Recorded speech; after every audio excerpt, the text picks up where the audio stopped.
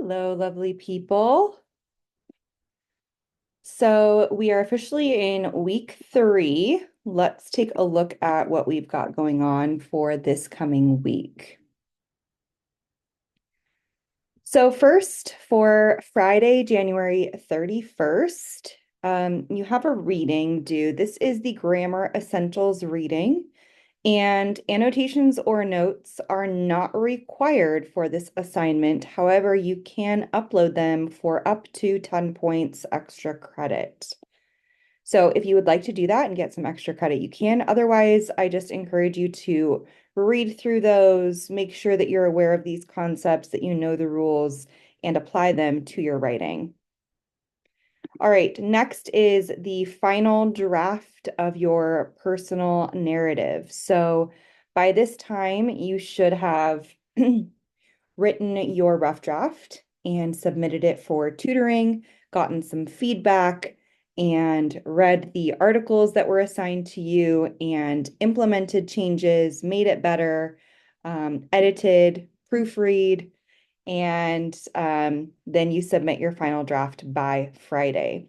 So just a reminder that down at the bottom is the rubric. So this is how you will be graded. It's a total of 70 points possible for the final draft.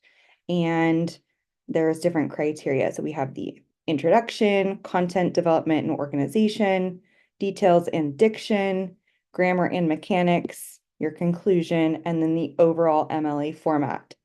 For your rough drafts, I gave you some feedback on your MLA format specifically. I didn't really read through and give you any feedback on anything else, but I was just looking to see if you basically had the page minimum that I requested and looking at your MLA format. So I did give feedback on that. So please make sure that you view the feedback on your rough draft. If you go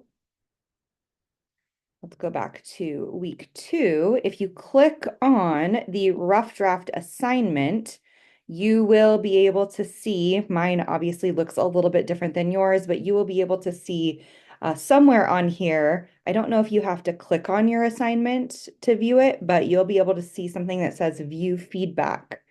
And that is how you'll be able to see my annotations and notes on your paper. I believe that, let's see here, if we go to the home page in resources, no, not in resources, it's in quick links. There's a link here called How to View Feedback in an Assignment. And if you click on that, it will show you step by step if you're having difficulty finding the feedback that I've left for you. And I will typically leave feedback on your essays. I may leave them on other assignments as well. And I will also leave comments in the comment box on an assignment. So those are the different ways that I will communicate with you and offer feedback for assignments. Okay, next for Monday, February 3rd, we have another set of articles to read. So this is about writing essays and different rhetorical styles. You do need to submit annotations or notes for this assignment. So just kind of an introduction to organically structured essays. We have different rhetorical styles, argumentation, compare and contrast, cause and effect, and illustration. So read through those. Our next essay will be an expository essay, which I would like for you to read the prompt, read the assignment page for essay 2. An expository essay is basically one that explains or informs. Goes into a little bit more depth here. So please read carefully through this page. And while this is not necessarily an argumentative essay, you are still trying to prove a point. It still has a thesis or a claim. So while you're not necessarily trying to persuade your audience, you're still trying to tell them something or teach them something. So in that case, we do have an argument, but it's not an argumentative essay. So I know that that might be a little bit confusing. But ultimately, any piece of writing has a point. There is a thesis statement in it. So it just kind of depends. An argumentative or persuasive essay will be more argumentative, aimed at trying to convince the audience that your specific way of thinking or your side of the issue is right. And it will also address counter arguments and use the rhetorical appeals like logos, pathos, and ethos, which we'll be talking about for essay 3, which is the last essay. So for this assignment, you're going to be writing an expository essay. Again, this is an essay that explains and informs. So a cause and effect essay is an expository essay.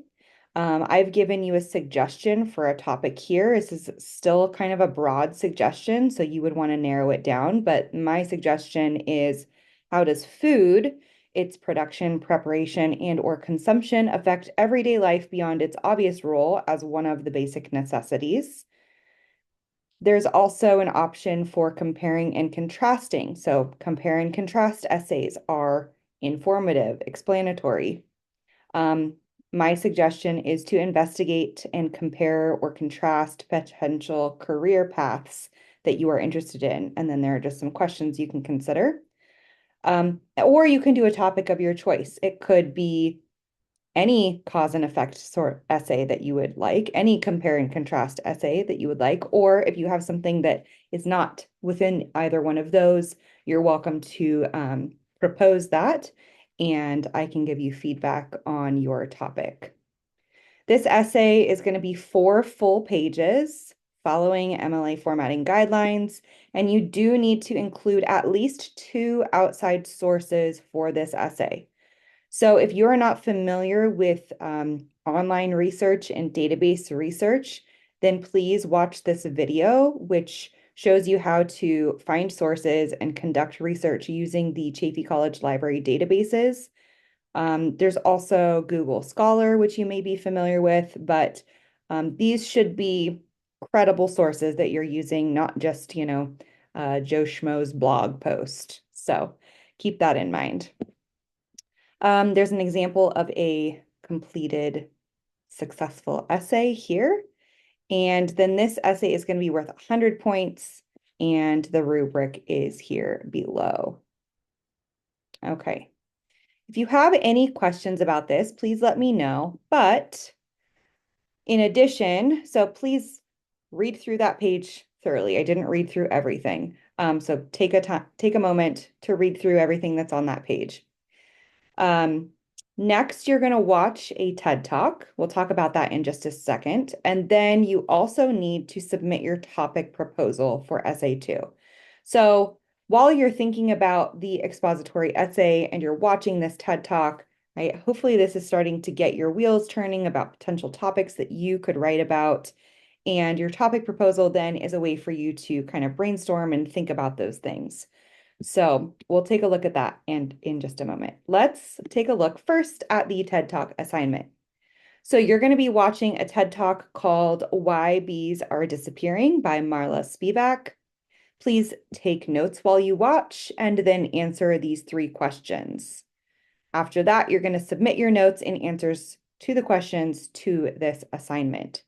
So this talk is really tying in with the expository essay assignment because she is talking about the causes and effects of bees dying and disappearing. And she does a really great job in making this an engaging, not just informative, which it is very informative, but it's also very interesting and engaging, and it will hold your attention. And then I want you to be thinking, though, about, think about this essay or think about this talk, sorry, in terms of an essay structure, right? How does she introduce the talk? How does she conclude her talk? How does she, progress from one thing to the next and the transitions between them? She does it all very effectively. So you're going to be assessing those elements as you watch and take notes here. All right, coming back to the week 3 page. So that's number 3, watch the TED Talk, submit your notes and answers to the questions. Then you're going to do your topic proposal. So remember, make sure that you're doing each item in the order that it's listed. It is in an order for a reason. I do think about what should I have you do first, second, third, etc. So this is the topic proposal assignment. It should be typed and follow MLA formatting guidelines. You can use this template, which is a Google Doc. So it'll bring you to this page. Then what you're going to do is up here at the File tab, you're going to click on Make a Copy, and then you put in all of your own information here. Then you can download that as a Word or PDF document and upload it to the assignment. Okay, so you're going to do a list of topics, write a paragraph, write 5 critical questions about your topic, and then write a working thesis. So that's exactly how this document is organized. Your list of 3 to 5 topics, write your paragraph answering those questions, then write down 5 questions that you want to know about your topic, and then finally your working thesis. So a working thesis is basically just a rough draft of your thesis statement, which clearly states the main argument of your paper. Again, argument can be a misleading word here because we're not arguing in the typical sense of the word, but we are setting forth a goal or a purpose for this essay. This infographic below are just some ideas for types of questions that you could be asking in section 3 here. But you want to make sure that you are tailoring these questions to your specific topic. So let's think about the B example, the TED Talk. So if we're talking about who benefits from this, we might say who benefits from bees pollinating flowers and plants. Okay. Who is this harmful to? Who is the decline of the bees harmful to? So taking some of those vague words and inserting specific elements of your topic to make these questions applicable to whatever you want to discuss, your topic choice. Okay. Finally, this is optional, but this page is just kind of a amalgamation of different thesis statements and suggestions and points about writing your thesis. So if writing your thesis is something that you struggle with, then I highly recommend that you read this page. Even just to get a quick refresher wouldn't hurt. And there's a couple examples of, this is a working thesis in a narrative essay versus compare and contrast, and then argumentative. There are also a couple articles down here, developing a working thesis statement and argumentative thesis statements. You can submit annotations or notes for those 2 articles or any of this information above to the extra credit homework assignment if you would like to do so. Otherwise, you can just read through this and, just kind of refresh your memory on what a thesis statement should look like and what it needs to do. Okay, that's it for week 3. I saw that some of you were trying to access week 4 already. I'm sorry you don't have that published yet, but I'm working on that. I'm going to try and get ahead and publish week 5 as well and get all those assignments ready and set. So if you want to work ahead, that you'll be able to do that. Other than that, I did want to mention about the Success Center requirement or the supplemental learning requirement. It goes by both of those names. So if we click on this page, okay. So the supplemental learning requirement, I spoke with some people at the Success Center today, and they said that the group activity is actually the quickest way to get your badge. So you can sign up for a group activity, and at the end of the 60-minute session, or however long it lasts, you will be emailed your badge or you'll be given your badge. So you'll get it pretty much right away once the session ends. With the self-paced activity, you set up an appointment with a tutor However, that appointment is optional. You do not have to attend that Zoom meeting with the tutor. But, okay, so you don't have to attend the Zoom meeting with the tutor. You should receive in your email the instructions to complete the activity. But you won't get your badge until approximately a week later because they give you a week to complete that self-paced activity. So I don't know if it's once you're finished with the activity, then you get the badge, or they give it to you, just exactly a week later. I don't know exactly those details, but that's going to take a little bit longer. So if the supplemental learning requirement is due in a day or two, you probably want to go with the group activity and just sit there and participate and get it done with. I hope that makes sense. If you have any questions about the requirement and the different options, or say you signed up for a self-paced activity and you never got an email with the information that you need to start the activity, please give them a call. The Rancho campus is kind of like the main hub of the Success Center, but you could call the Chino or Fontana campus as well. You could also go in person during any of their operating hours and talk to someone and have them help you as well. So if you're taking classes on campus, you can pop in there and ask them for some help. So I hope that's helpful.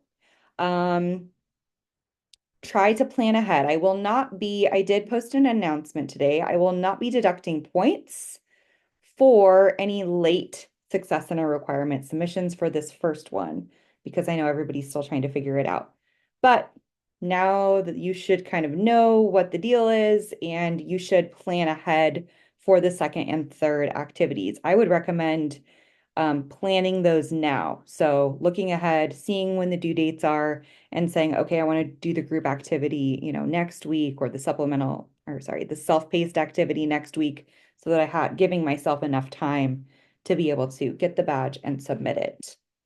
A similar thing with the tutoring. Tutoring takes some time too. If you're looking for an appointment or you are dropping off your paper, right? It's going to take usually 24 hours or so to get it back to you. So again, you need to plan ahead for those things, and make sure that you can get them done in time and submit them on time. But I am giving some wiggle room for these first assignments. So I hope that all makes sense. And please reach out to me if you have any questions or concerns. Other than that, I will talk to you all later. Bye-bye.